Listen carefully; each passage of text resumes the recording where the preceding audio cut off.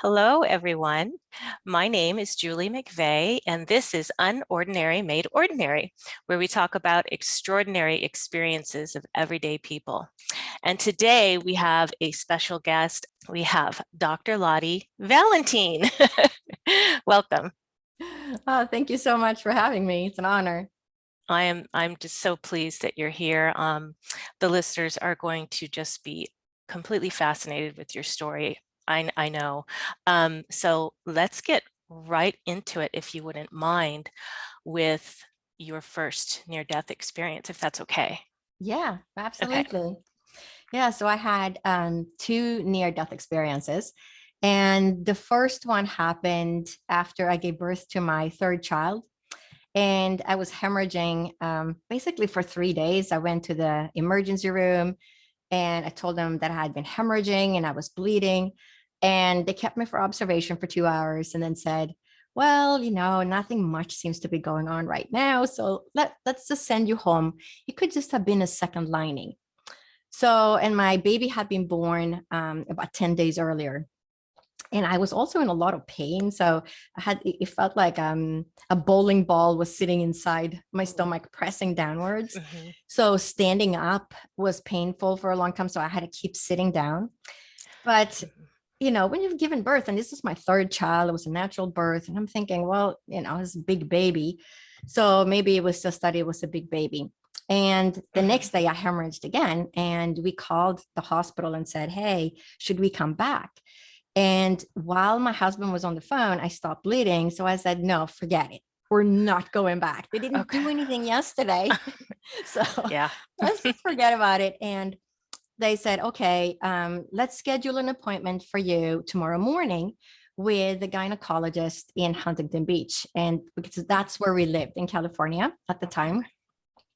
So the next morning, 10 o'clock in the morning, I go see this gynecologist and he does his manual examination, just like they had done in the hospital. Nobody ever took any blood work. Nobody did an ultrasound. It was just in like a manual inspection, like you're getting a pap, right? It was looking, oh, it's a little bit of blood in there, but not much, right? Okay.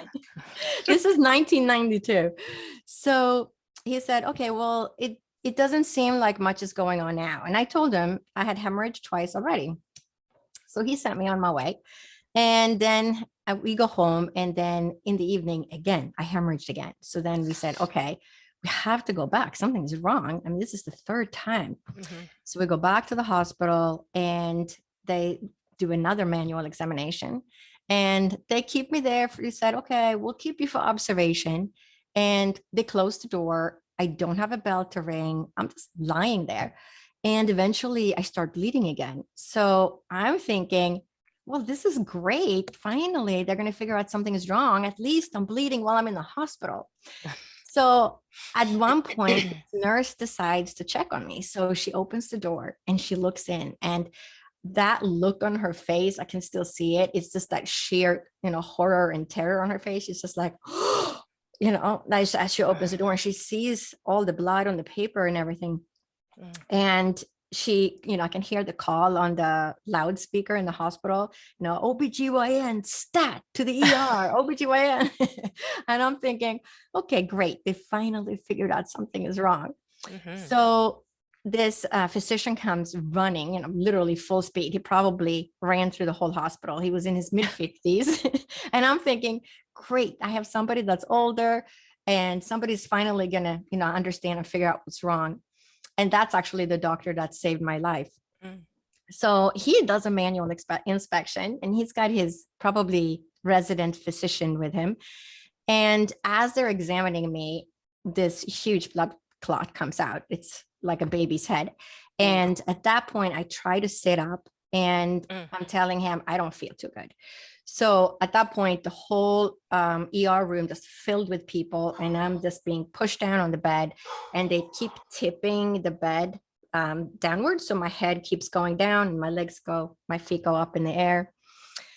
And I'm a complete atheist at this time. So I don't believe in anything. I don't believe in God, even though I was raised in Sweden, in Europe, and I was confirmed at age 14, as you know, in the Lutheran church, because everybody in Sweden was Lutheran back then. Unless, you know, when you were born, you became part of the Lutheran church. They were the ones that did, you know, count the people, issued your passport.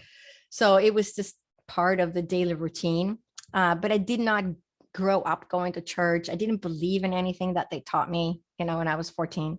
So I did not believe in the spirit world. I did not believe in God. I didn't believe in anything that was of spiritual, you know, spirituality. And when you die, it's dead, it's dark, that's it, you're gone. So that was my belief. So this is now I'm on this hospital bed. The room is filled with people and I can hear them all talking. And I have a nurse on my left that's trying to place an IV. And I have a nurse on my right quoting my blood pressure.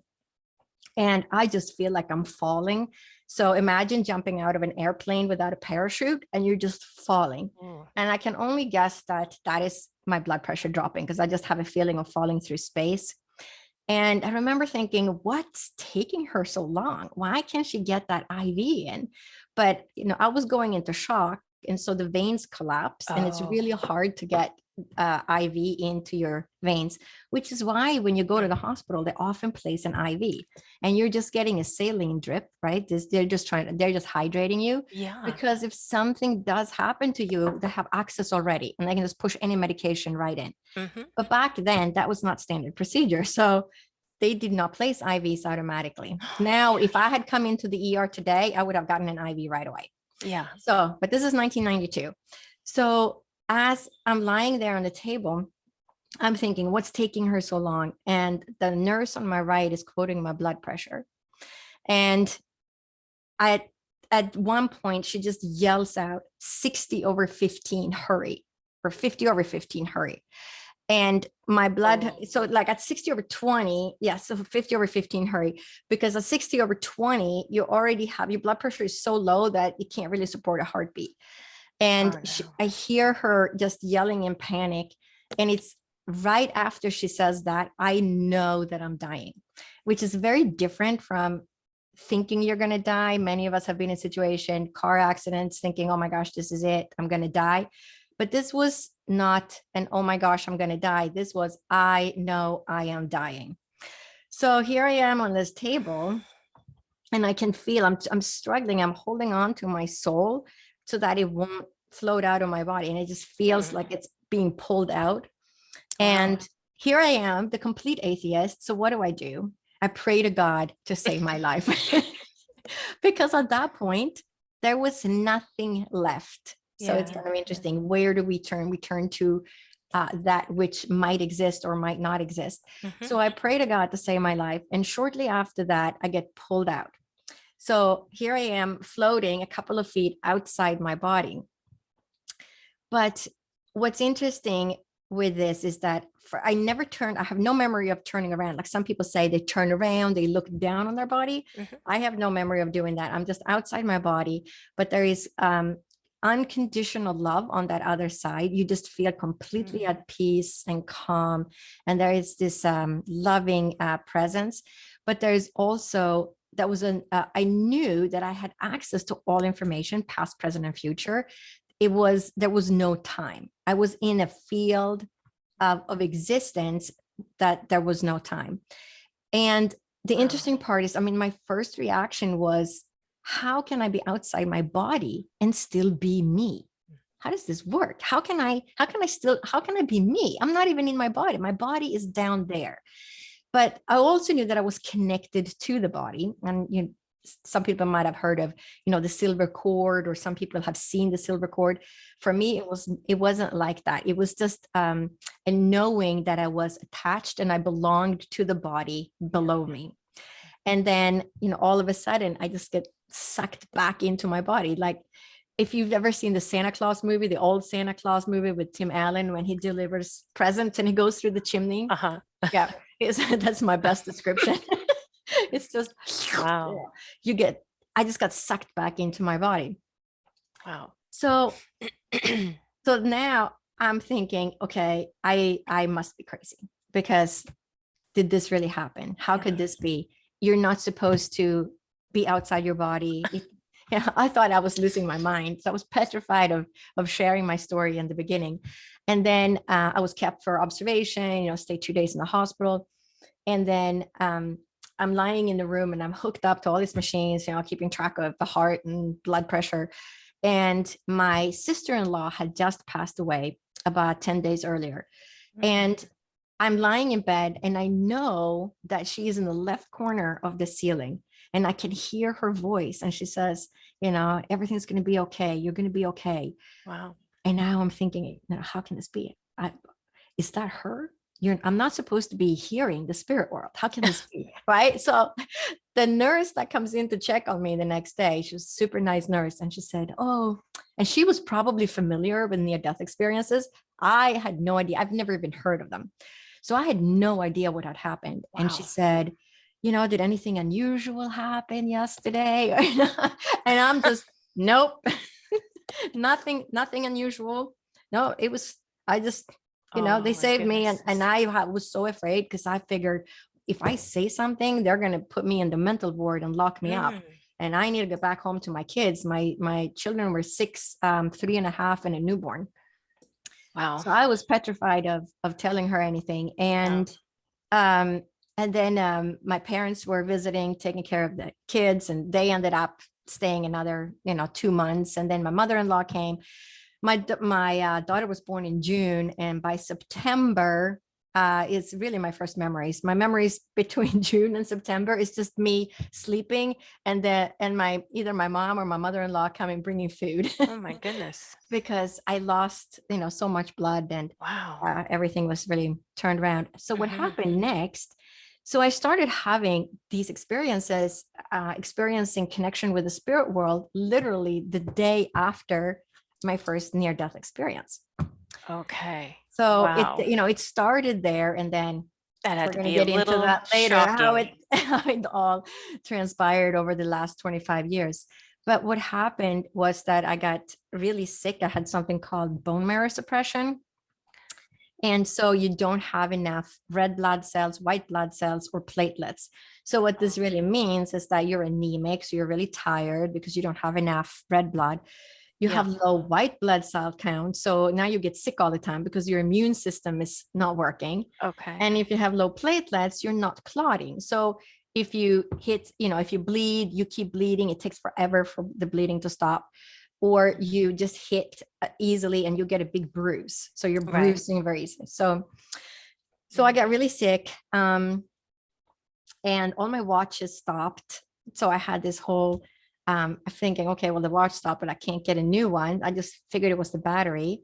Okay. So it took me 9 months. It took me 6 months to sit in this rocking chair to sort of regain my strength enough that I could go to the grocery store and get a carton of milk and ice cream. And I almost, passed out doing that.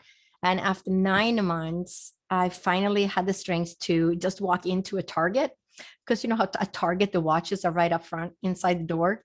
Yeah. Right. And so I finally had the strength to go get a new watch. So this is 9 months out. And I got a watch. I put it on, and after 5 to 7 days, it stopped. Okay. Wow, this is so weird. The watch is brand new. So it was such a big effort to just make that trip to Target, because I was still so sick. And I did not yet realize that I was heading towards bone marrow suppression. I just kept thinking, oh, I was sick, and then I sat in a rocking chair. It's just going to take time to regain the strength. In the meantime, I got pneumonia, then I got pneumonia again. Oh, so boy. It was just a long haul. Much. And so I finally returned the watch a week later, and they say, the customer service people say, well, we haven't gotten any other watches back. How weird. And I said, I don't know. So they said, well, take another watch. So got the same watch, exact same brand. 1 week goes by, the watch stops. So I'm thinking, wow, my this goodness, is so weird. Very weird. So I go back to Target again. So this time I said, in the same scenario, we haven't gotten any other watches back. And I said, well, maybe there is a problem with the quality control for this particular brand. So let me get a different brand. So I got a different brand, different watch. A week goes by, the watch stops. So at this point, I tell my best friend, who was coming to help me a lot with dishes and laundry because I just didn't have the strength. And she looks at me and she just starts laughing. And she says, honey, it's not the watch, it's you. You're the one who keeps killing the watches. It's so strange. I've Yeah. never heard anything like that Yeah. before. And now they know it's a common after effect of people that have experienced a near-death experience. Oh, And there are thousands of us that have had these experiences. And now they know because it's such a common problem. They have some kind of electrical problem, but it makes sense because we are wow. electrical beings. We have, we check the heart, it's electrical, Right. right? True. Brain. Yeah. So we actually have electrical impulses, and that's how many of our Mm, systems function. It's not just wow. chemical reactions. Yeah. So it makes sense if you've been really sick and you had an out of body experience, you come back, you're not probably put together exactly the way you were before you left. Something is going to be off, True. and those electrical signals are going to be off. And now you're interfering with, cell phones, especially now with the cell phones, people have problems. Wow. Every time I could not turn on and off the VCR because it wouldn't work if I pushed a button. So I had to stand in the doorway and tell my 6-year-old, no, not that button, the one top left corner, the one that has an arrow, because if I went Wow. over, it wouldn't work. And so all these weird electrical interferences that happens. That's But amazing. anyway, so we're going to get to the second near-death experience. No, I'm really sick. I know I'm bruising. I keep getting pneumonia once or twice a year because my immune system is bad. Every time I see a doctor, they're saying, well, we have to do blood work. Uh-huh. And it was when my daughter was 11 months in May, I got pneumonia again. And I had this big bruise that spanned my entire hip. And Ooh. I had bumped into the baby's changing table, just, how you bump the corner with your hip because you're carrying things. And something that would give you a bruise about the size of a nickel gave me a bruise that was just red and purple, covering my entire hip. Mm. So I get pneumonia again. So I put the kids in the car and I take myself to the doctor with the kids because my husband was at work. And I get to the doctor and he sees my bruise because it's listening to my lungs. So he has to take my shirt up. And he freaks out and thinks that, there is domestic violence. And he looks Right. at all my kids, rips the shirt up on all my Yeah. And I told him, I said, look, I'm telling you the truth. This is what happened. I don't know why I have these big bruises. And he was, saying, oh my gosh, we have to do lab work. I never did the lab work and I said, look, we don't have insurance because my husband had just taken a new job and we were on that 3-month wait. Yep. So I said, we're going to get insurance July 1st. And now it's, mid-May. I got 6 weeks to go. So I'm going to wait and I'm not going to do it. He gave me the lab work anyway, but if I had done that, obviously something was very wrong. And I would probably not have gotten insurance, July 1st. So then by the time, the fall rolls around, now my bruises are small. They're just about this big. But every time I put my knee on the floor, I get a bruise just by helping my children tie their shoes. So this went on. It really took about 6 years before I got out of that zone of bruising. It took a long time, but I kept improving and I kept getting sick, once or twice a year. And every doctor would want to do lab work. But I knew that I was getting better. It was a slow process, but hey, my bruises are smaller. I'm getting better strength. So I'm 2 years into this process. So this is the time when I was really sick. I couldn't stand up and cook dinner or lunch for my children. I had a stool in the kitchen and I would sit on the stool so I could make pancakes because if I stood up, I'd pass out. So that's how sick I was. So during this time is when I had my second near-death experience. And, for a long time, I struggled with the fact that, well, the first near-death experience, it's scientific. I was in the emergency room. I have proof what my blood pressure was. I was crashing. It makes perfect sense. The second near-death experience happened in the middle of the night, but in my own bedroom. So I don't have any proof, right? Scientific proof. So it took me a long time to come to terms with that. Was it a spiritually transformative experience or was it a near-death experience?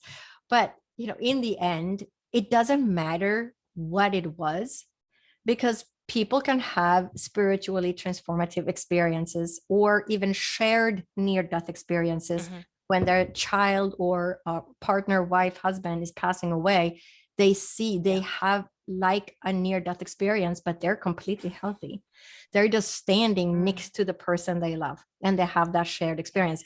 So there's so much more information that's coming out about these experiences now. So now it's, to me, having these experiences, it's all about what happens to you as a result of having the experience. You're having an experience, but how does that change you? Because it changes your perception of who we are and how we exist and how we are connected to everything else. So let me tell you about the second experience. Yeah. So here I am in the middle of the night, and many times I would just wake up and have to take my head off the pillow because my head would always be pounding, and because of the not having enough blood in the body. So you get, pounding headache, kind of like when you feel like you're going to faint, you take your head off the pillow, you pull up your legs to get more blood. So I'm just used, I've been living like this for 2 years now. So I'm just used to this. Okay. I'm just, take my head off the pillow, but this time my blood pressure just dropped really quickly. And so here I am lying in the middle of the night, and I feel it's the same feeling I had in the ER when you're just holding on to your soul. And this had been my life for 2 years, because every day I would have these moments when I felt my soul was leaving, and I would say, "Oh, I can't leave. Hold on. I got to help my 2-year-old with the shoes." Oh my goodness. It was just my existence to sort of have that feeling, almost like when you lay a puzzle and you have that last piece and you're putting the last piece in the puzzle, but it sticks up a little bit.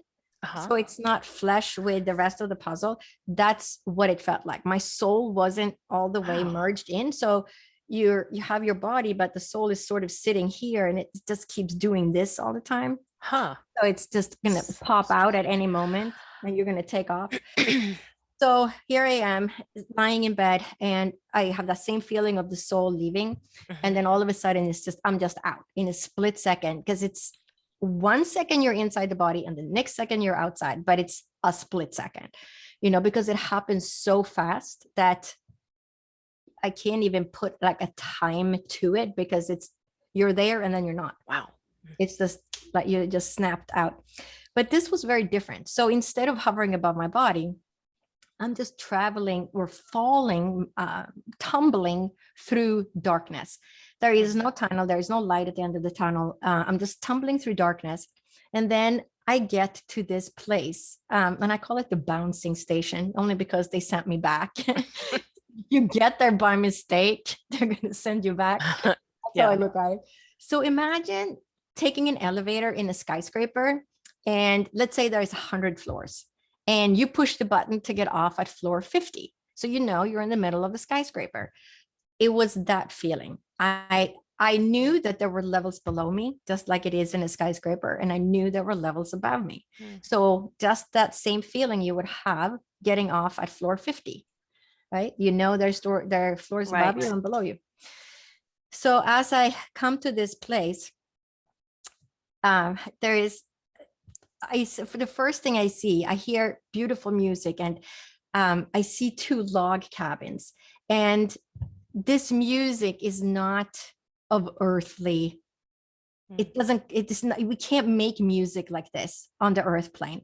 I tried. We had a synthesizer with over 200 sounds. I sat at this synthesizer for days to try and find the sound after this experience. I could not find any sound that was like it was that beautiful. Wonderful. Wow. And I'm wondering where this music is coming from. And what I see is a log cabin. And I always laugh at this, what people see during these experiences. And I'm thinking the music must be coming from the log cabin. So I opened the little door on this log cabin, but it's just empty. So I said, wow, it's so weird. And I look to the left, but I don't have a body. It's just my spirit soul form. But I'm still turning, and like you would on earth, I'm turning to the right, I'm turning to the left. So I'm looking to the left. It's the exact same cabin as to my right. So I'm thinking, well, it must be coming from there. So I look inside, but it's empty. And I'm, wow, where is this music coming from? But as I'm standing there, perplexed over the fact that the log cabins are empty, there is this growing light that comes from behind me, almost like you're standing in a spotlight at at a car dealership when I have those bright spotlights, and you're standing in that spotlight and it's coming from behind. And as I'm turning around, it is just this everything is just filled with this white, pure, bright white light. But it just goes to infinity. There's no really great way of explaining it. Imagine standing in a very dense fog that is now turned into the brightest, whitest light you've ever seen, because you're just surrounded and submerged in this light. Yeah. But here comes the interesting part for somebody who's a complete atheist and hasn't even accepted her first near-death experience. So as I'm standing in this light, I know that we come from the light. We carry the light within us. We return to the light. And literally the light is God or spirit or divine existence, whatever you want to call it. I am not religious and I don't belong to any religion because I just can't, because it's greater than what we have. When we talk about religion, we have reduced our beliefs into religions to fit certain formats, and it's bigger than that. And so this is the divine. But the interesting part, the music is coming from the light, but in the light, there is an outline of angels, and the music comes from the angels. Okay, beautiful. But I don't believe in angels. I don't believe in God or divine existence or angels. But this is what I'm seeing. This is my experience. So it's fascinating to me, because if somebody had told me, "Oh, you saw it because that's your belief system," but it wasn't my belief system, and this is what I saw. This was my experience. So then I become aware of two spirit guides. One is to my right and one is diagonally to the left in front of me. And the one on the right says to the other spirit guide, "What is she doing here? She can't be here. She has to go back." And I'm like, no. Wait a second. How can this be? How can I be outside my body and still be me? And the spirit guide on my left said, "If I told you, you wouldn't remember." So there is some component there where they sort of can decide what you get to remember. And that's how I look at it, because that was my experience. And I think it was my experience because that's what had to happen for me to transform my own life path. So that was my experience. So then he shows me, then it's like a movie screen just appears. It's out of nowhere. I see the earth, but it is as if I'm standing on the moon looking down on the earth. But around the earth, there is this, what I call like a diamond-shaped fishnet, a glittery fishnet that surrounds the earth. And I say that because I was raised in Sweden, in Northern Europe. And during the summers, I spent time on this island where there was no electricity, no running water. And I would row the boat in the morning for my grandmother to lay 5 long nets in the ocean to catch fish for the family to eat, because I had 3 older brothers. And, everybody had to work really hard, because this is where we spent a lot of our summers, on this island. And, chop the wood to burn the wood in the stove so we could cook the food and heat the water. So a lot of work. So when my grandmother lifted the nets out of the ocean in the early morning sun, and when the sun hit the nets, the fish net would glitter. The water droplets on the fish net would glitter. Okay. So here it is, 1994, and I'm looking at this thing, and the best description I had, because we didn't have an internet back then, we couldn't Google grid around the earth and see a beautiful picture like we can now. And so that was my explanation, that it looked like a fishnet, a glittery fishnet surrounding the earth. And the spirit guide said, everything on earth is connected to each other. but everything on earth is connected up to this grid. And with that message, I got sent back to earth. And it is, these two experiences that really activated my life path. And it is still what I preach and teach people today, is how all of that, how we are interconnected to everything. Wow. And to each other and to our ancestors. How long ago was the second one? So that was 94, so 27 years ago. And then it took 25 years of me becoming more and more clairvoyant, clairaudient, clairsentient. So now it's 29 years of that. Wow. Gosh, what a change, a complete change for your life and your belief system.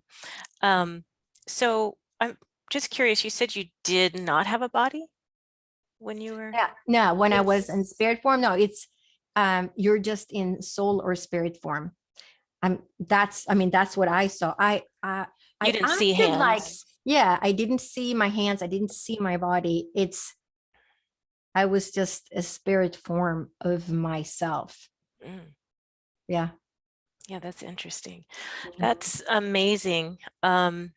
So you had started becoming clairvoyant after the first NDE. Now this one, do you become immediately say, oh, I can't be an atheist anymore, like immediately after that? Yes, it still took time. I'm such a scientist. Wow. It took me years to really come to terms with it. And I think it's just, everybody has different experiences, and some people, right away, they have no problem accepting it. Yeah. I was still struggling. What was that? Now I've had two of these experiences. Could it be that I'm going crazy? I asked my best friend so many times, do you think I'm going crazy? Do you think that was real? And she would just laugh and say, you had a spiritual experience. This is what happened. But then I would get, clairaudient and clairvoyant, and I started hearing things and seeing things before they happened. And it was just my, as part of my journey, was that in order to really understand and integrate that experience, I also had to, see things and hear things before they happened. And after a while, I started telling my kids, or I would write it down in a book, or telling my husband, this is going to happen. I see this, I see that. And then just wait for it to come true, and that, things would happen. And so weird. That would be amazing. Yeah. Or maybe not, I don't know. Yeah. And there's one thing I talk about in my book. So after I graduated from med school, we'll get to that, I wrote my book, Med School After Menopause, The Journey of My Soul. Wow. Which amazing is really... that you went to med school in your 50s, right? Yeah, I started med school when I was 54, and we can get to that next, the messages. But my book just won an award in August of 2021. It won first place in the spiritual leadership category. So I'm really excited. And it's really a book about transformation. And by telling all my different stories and how I became clairvoyant, how I became a medium, and I have little exercises, and it's also really funny stories, my most embarrassing moment of my life, and just all different things to help people gain a different perspective on their own life. Because even if you haven't had a near-death experience, by learning about other people's experiences and, looking at your own life and applying what I'm telling you. So it's really a story about my life and my near-death experiences, and how I became clairvoyant, and examples of that, but also to help you transform your own life, and so that you can become more intuitive and use these skills yourself. Because we are intuitive creatures. We all have, to a certain extent, these capacities, and it's just a matter of opening that door and letting yourself tune into the spirit world, tune into your own intuition. So I wrote that, that was published in 2019. So, but what happened next was, over a period of years, I had clairvoyant, clairaudient, and clairsentient experiences where I would experience being told, oh, you're going to be in an accident. This is the scratch on the car. And, these two kids are in your car, and then go through the whole thing. And then 10 days later, here we are. So it was just all these things. I So, would get through. excuse me, your own life, Mhm. you would get messages for your own life Yeah. only, or? I would get messages about relatives, about my father died. My father was going to die. Seeing the coffin, seeing the exact position where I would Wow. sit at the funeral, Mhm. even though I had no knowledge that that was going to happen. I saw that we were going to be in an accident and two kids were going to be in my car. And there was a black scratch on they had a van at the time on the van door where the passengers get in and out. Mhm. And it was 3 slides. So the first slide was, it was like images or slides. Oh. I call it slides that come in, like you see a slide. Yes, It's like a yes. split second. And it's the same when I work as a medium or medical intuitive. Okay. It comes as flashes, like for a split second, you see something, you hear something, and you got to pick Wow. that up when you get that Mm. information. And it's training yourself to tune into those messages. Okay. So I saw the black scratch on the car, and then the next slide was two of my kids were in the car, one in the front seat, one in the back seat, and I knew my two younger children. And then the third, the third slide was I'm leaving a note on the windshield of a black sedan car. Hmm. And I'm telling these two kids, you guys are in the car. Where could we get hit on the right hand side? Hmm. To get hit on the right hand side, we're probably making a left turn, oncoming traffic. And we figured out every single intersection where we make a left turn. And I was driving Try to my avoid, are you trying to avoid it? Is that right. what We're you're trying, thinking? exactly. We're thinking, okay, it's a warning. So maybe we can avoid this. Yeah. So every day I'm driving those two kids we lived in East Bay, San Francisco at the time. And so we come across the Bay Bridge into the city. These two kids were at the San Francisco Ballet School. So every day they train 6 days a week. So it's like they're considered like pre-Olympic athletes. They Oh, train wow. so hard. And so we figured out we get off the bridge, we get to this light on the surface streets, and we're going to make a left turn. That is probably the intersection because we have oncoming traffic, because most of the streets in San Francisco are one-way streets. So you go around the block, right? Right. And we lived in a suburb also, one-way streets, 2 lanes in each direction type of thing with left turn signals. So that was the intersection. So every day for 10 days, we get to this intersection and my kids' noses are pressed up against the window, looking out, and they're, Mom, the coast is clear.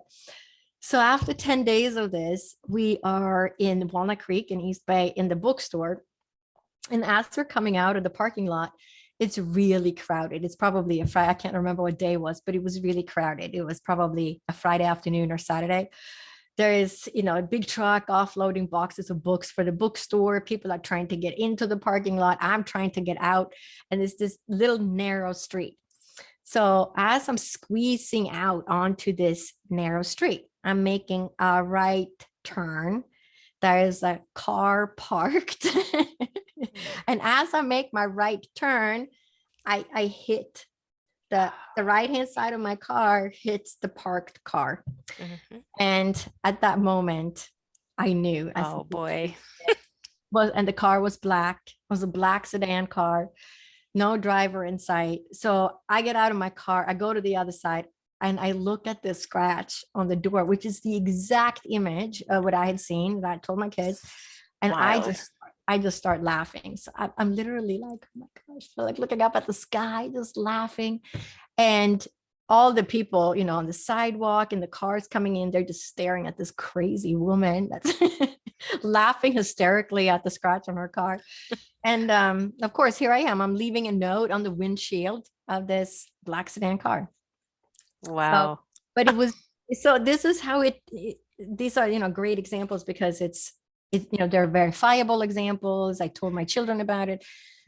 So there's a lot of stories like that in the book, and to help other people tune into that themselves so that Very they nice. can develop that and they know what to look for and how to tune into it. So, and then I was eventually guided after 12 years. So in 2004, I declared myself healed and I said, okay, it's time to go back to the workforce. And I had been a programmer and systems analyst in my youth. I worked for IBM in my youth. And I said, I don't want to go back to tech. I want to work in healthcare. My dad was a general practitioner in Sweden. One of my brothers is a surgeon. My mom was a hospital floor administrator. I had grown up with medicine, and I always wanted to work in medicine and be a doctor. But then I got married when I was 21 to an American. So that never happened in my life.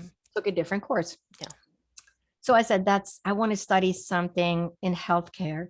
And I looked online and I found this school and it said naturopathic medicine. I was like, wow, that's so cool. They learn Western medicine and learn all about pharmaceuticals. Yeah. But then they also learn Yeah. about botanical medicine, acupuncture, and, Yeah. and homeopathy. Yeah. And then I realized, oh my gosh, it's a real medical school. School, I'm in my 40s, right? So I was in my 40s at that time. And I just closed the computer and I said, well, I'll just look again tomorrow. There's got to be something out there. And as I'm walking to the kitchen, I have a spirit guide dropping in on me. And I can't see the spirit guides because I haven't gotten that far in my development yet. I would just be aware of somebody had passed that come in to say goodbye, or a spirit guide coming in. Wow. And the spirit guide said, you have to go to medical school and become a naturopathic doctor. And you have to combine East and West. And I said, well, it kind of does that, East and West, Western medicine, Eastern, botanical acupuncture. And, figured old and new, that must be what they mean. And he said, you have to bring messages and healing to the people. I'm like, what do you mean messages and healing to the people? Because I didn't understand then. I didn't understand what that was until 2017. And this is in 2004. Wow. Messages, when you work as a medium, right? So I'm a psychic medium. You bring a message from the spirit world to your client, right? Messages from the spirit world. And healing. So now I work as a medical intuitive. And so I'm tuning into the spirit world, but I'm also using my physician background and merging that and helping people resolve their issues. And he said, you have to write 2 books. No, wait, 3. So I said, what do you mean write a book? Write about what? And the message would just be, when the time is right, we will tell you. For now, you just need to focus on going to medical school. And that message was so strong. I literally was enrolled within 10 days. I was in school within like a month. Wow. I was already at the community college taking classes. And, when people say, I'm too old to change my life, I say, you're never too old to change your life. Because if I can do it, you can do it. I was a business major. I was a computer science business major as an undergraduate from Boston University. And I had to start over. I didn't even have high school biology, because in Sweden we major in high school, and I was a language major. So I, studied English, Spanish, French, and business. So that was my major. So I didn't have, my last year I had biology and chemistry and physics was 9th grade. And then, 10, 11, 12, I had no science. So I had to take high school, advanced high school placement, something biology and chemistry before I could get into the college level biology and chemistry. So I had to do, start from the beginning with a high school class and then work my way up. And so I took all the biology, all the chemistry, all the organic chemistry and the physics and the math, everything that I didn't have. And then I applied to medical school and I was thinking, well, this is what they want me to do. And so I applied and I got accepted. I applied to 2 schools. I got accepted to both. Wow, nice. And then I went to med school in 2012 at the age of 54. This is how old I was. I deferred 1 year. And I had to wait because one of my kids were still at home. And then I went to med school in 2012. We rented out our house and we moved to Phoenix. And the circumstances, and I talk a lot about it in the book, because people are afraid of taking that step, thinking that they can't transform their life. But the circumstances that I went to medical school under is just crazy, because my husband had been laid off. We actually, when I started medical school, we had 0 income. 0. Wow. He had no income. I had no income. I worked my last day, the day before the moving truck came. I worked up until the Friday, and we moved on a Saturday in August of 2012. And then we had no income. I didn't get student loans until I think first week of October. And student loans, as you know, is nothing. That's it. All it did was it covered rent and car insurance, and that was it. Like the entire student loan. Basically, yeah, it was. We had to live on credit cards. It took. My husband was supposed to get a job, and we thought that he was going to start that September or October, but the company he was interviewing with, that person, that manager that was doing all the hiring, left the company. And so all the people that were going to get hired got put on hold until they filled that position again, because they wanted to make sure that it was going to be a good match. That person was not going to manage the people that they were hiring. And there were more than, I think more people than my husband. So he didn't start working until February. So for 6 months, we had no income. And yeah, so if I can do it, and I went back to school and I took high school classes to start, and then went to medical school and graduated in 2016. So then anybody can do it. And it's just a matter of, follow that heart, your true passion. And by taking baby steps, you can transform and you can change your life. You're just such an inspiration.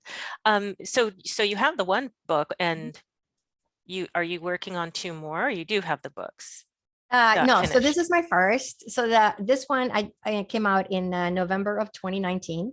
Okay. And then there is another book. I was a contributing author to We Touched Heaven. Yes. By Claudia Watts Edge. And that is a lot. It's a collection of near-death experiences and spiritually transformative events. And so I was a contributing author to that one. And then I am going to write 2 more books. And I feel that the next one is brewing in the background. It's okay. I'm probably going to start writing that. I'm guessing 2023, probably come out 24 or 25. And now you are working as a medical, you call medical medium? Is that what it's called? Medical medium or medical intuitive. Depends on how you look at it. A medical medium typically works with the spirit world, which I am a medium. So in a sense, I would be a medical medium and a medical intuitive. And medical intuitively, more tunes into what's wrong. And so sometimes I just know or see things about the person, or I'll just see something inside them, or just know it. And other times I'll hear something from the spirit world. I'll hear a diagnosis, a specific, this person has lung cancer, or this person has liver cancer, this person has this particular disease. And that comes from the spirit world. So yeah, a medical medium, a medical intuitive. And so many times when I work with people, people have seen, 10 different doctors, nobody knows what's wrong with them, or they can't find resolution to their problem. And I'll either get information from the spirit world or both, intuitively and the spirit world. And I'll say, do you have these symptoms?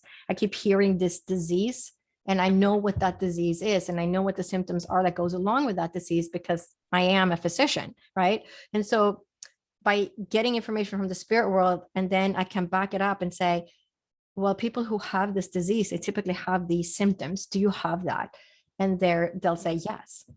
It's always, spirit world's always right. So that's one thing I've learned in 29 years. Really? When the spirit world tells you something, listen up, because the spirit world always tries to give you the correct information. And it's just a matter of trying to figure out, how does this fit in? And then figuring out, how can you, help this person?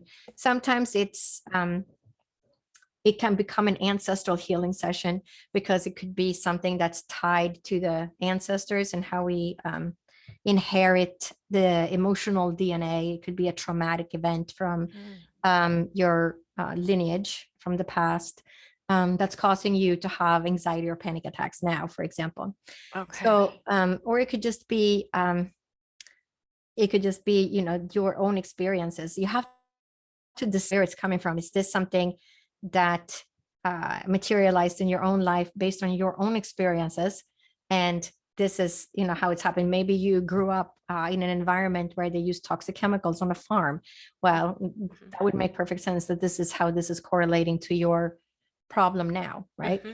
But sometimes there is no correlation. And if you cannot figure out why something is going on with the person, but there's nothing that seems to relate to their own experience, then that can be something that you actually inherited on the DNA. So we know from studies that we inherit not just the physical component and our features and disease markers on our DNA, but we also inherit traumatic experiences from our ancestors. So if your grandfather was at war and he heard the siren, and every time he heard the siren, he thought he was going to die. And now the grandchild is born, and every time they hear a siren, they have a panic attack.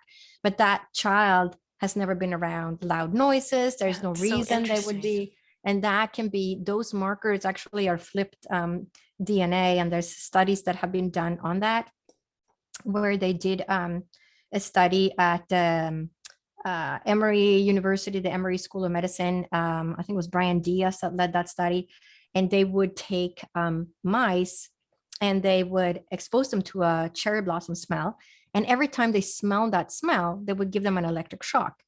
Well, then they took the semen from the male mice and artificially inseminated the female mice. So the female mice have never smelled the cherry blossom, nor have they received the electric shock. But they give birth to their little mice pups. The little pups that are born are all nervous about getting, smelling the cherry blossom, even though they've never been shocked. Wow. Because, and then they actually looked, and those mice pups had more what's called M71 receptors. So they're upregulated from the male mice. So they upregulated their nervous system to fear the cherry blossom smell. Wow. So that, because if they smell that, that means they're going to get an electric shock. They up their M71 receptors so they can stay safe. They now transfer that down to via their semen into the mother of the mice pups off to those children. Wow, that's something. Yeah, and we are the same. And they've found genes already, the FKBP5 gene and some other genes, where they can see the trauma is passed down from Holocaust survivors to all the way down to the grandchildren. Yeah. Wow. And so it's quite fascinating. So that is, when I work as a medical intuitive, we sort of decipher, well, what is it? Is it your experience? Is it your disease? Is it coming from somewhere else? Do we have some other component? And we try to sort it all out and figure out what to do about it. Gosh, that's so interesting. Yeah. Can you please share, how can the listeners contact you? And I will be putting your links up in the video description after this goes up. Yeah. I have two websites and they're linked together. So you can, go back and forth between them. One is Dr. Lotte, so DRLOTTE.com.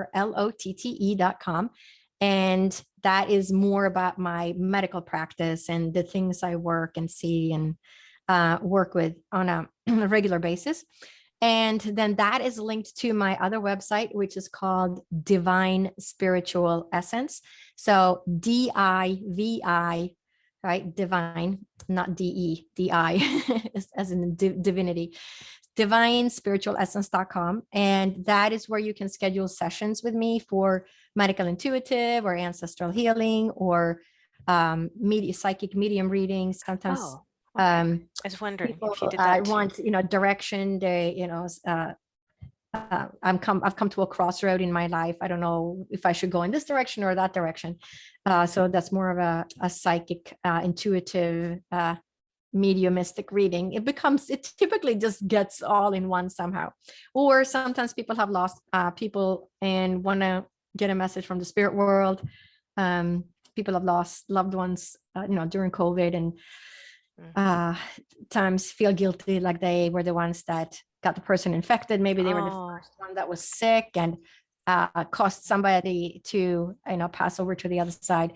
And so sometimes it can be, a help for those people to get messages from the other side. And so they can create closure to that. It's never your fault.